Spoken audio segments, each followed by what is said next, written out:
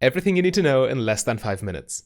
Yone is basically a more consistent iteration of his brother Yasuo, as Yone does not rely on special synergies with his teammates and also doesn't have a spell that only works against a specific type of champions. Consequently, Yone's matchup spread is far less volatile, and he's a much more reliable champion if you are looking to one-trick him. Solo maining an AD champion such as Yone is typically quite risky because you will end up with a full AD team composition every now and then, which allows the enemy to hard counter you by armor stacking. Yone's passive, however, while looking trivial at first glance, actually allows you to circumvent that problem, since almost half of all your damage will be magic damage. This makes enemy armor stacking far less effective and also means you only need to buy a Last Whisper item in very niche scenarios. Nonetheless, Yone still feels kind of similar to Yasuo, since his passive also grants you 100% critical strike chance off of only 2 full crit items. Additionally, 2 of your basic abilities, namely your Q and your W, get their cooldowns reduced by your bonus attack speed instead of ability haste. Therefore, your runes and item choices will strongly resemble those of a Yasuo player as well. You max Q first, E second, and W last, while putting a point into your ultimate whenever possible. Your Q is a highly flexible spell that grants you wave clear, mobility, dueling power, and hard crowd control all in one. Not only can you use the dash to gap close and initiate a fight for your team, but you can also utilize it to jump over surprisingly thick pieces of terrain.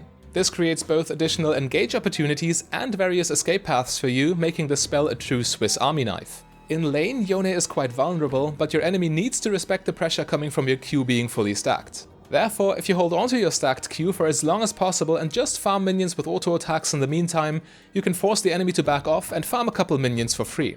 Your W damage scales off your target's maximum health, and the shield you get from it does not scale with ability rank, but instead with your champion level. Due to that, this ability functions perfectly fine at just a single skill point, which allows you to invest more points in Yone's outplay tools.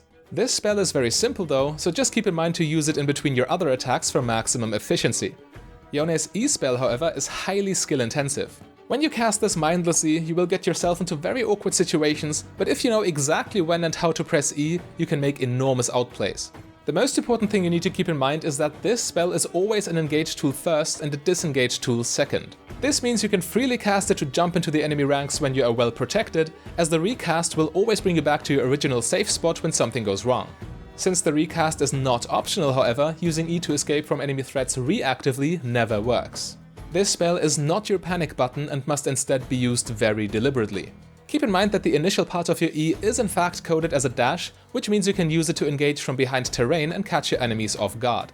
Yone's ultimate is basically like his fully stacked Q, but with more range, more damage, and with better CC. This is your third spell that allows you to bypass terrain, allowing you to engage in fights from rather unique angles.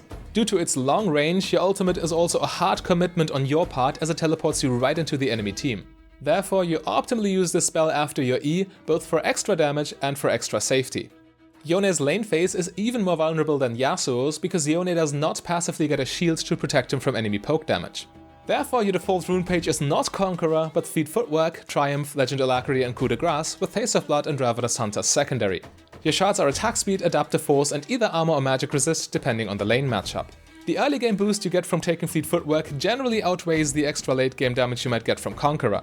Due to your strong engage tools, crowd control, and damage, your late game is one of your strongest points anyway. Getting there in the first place and not hard losing lanes should therefore be your priority. In easier matchups though, where you don't need to deal with a lot of poke damage or higher enemy kill pressure, you can still press the like button and take Conqueror instead.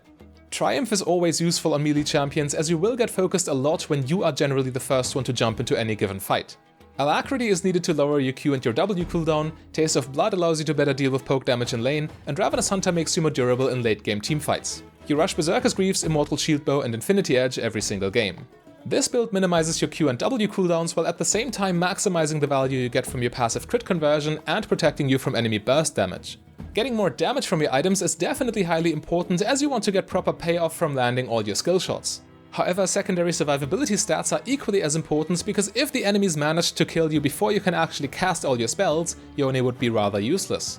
Therefore, many of the items you purchase after your core build also come with some defensive properties to help you navigate drawn-out fights in which you are the center of attention. Now, if you found that video helpful, you can access an entire playlist of educational content like this by clicking the link on your screen right there.